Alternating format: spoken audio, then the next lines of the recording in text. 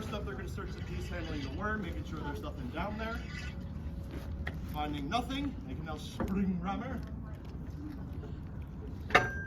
That bell tone indicates over the heat of battle that the piece is cleared and can now be loaded. Handle your charge piece, and run down charge. I have my thumb over the touch hole of the cannon, which is basically, think of a blowhole for a whale.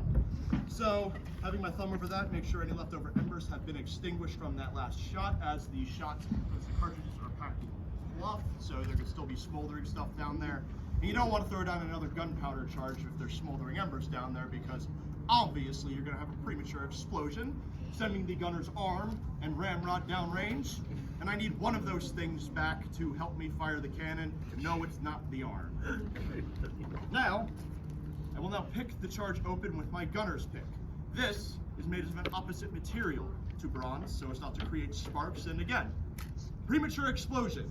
So that would go off in my face, and obviously not good.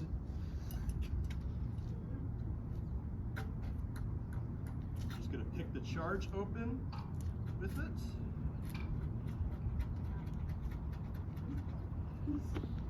And now, we can prime the cannon. Normally I would have a powder horn strapped around my waist to do this job, but I'm not allowed to have that much gunpowder on me for whatever reason, so I use these reusable ones instead. Now while I do this, my gunner secured the linstock. That's an old Dutch word for matchstick. That gives them enough reach to set off the cannon without getting in the way of that recoil I was talking about.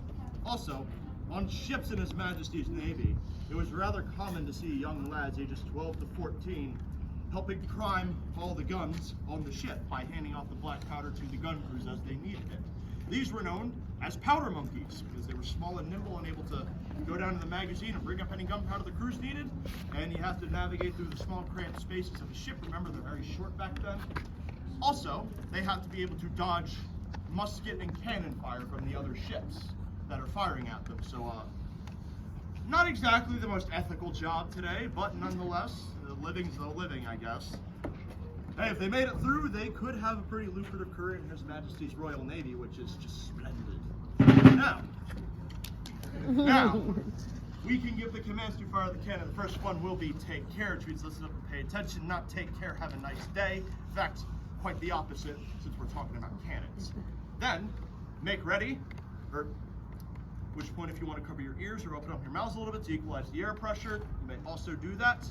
And then, finally, the give fire, where we fire the cannon. Are we all ready? Yeah. Yes? All right, take care. Make ready. Give fire.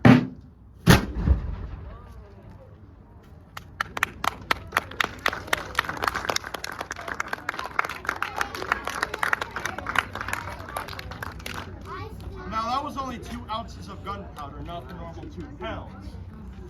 So of course you can imagine there would have been a lot more smoke and a lot more noise. Now, for reference, the 32-pounder cannon, every time.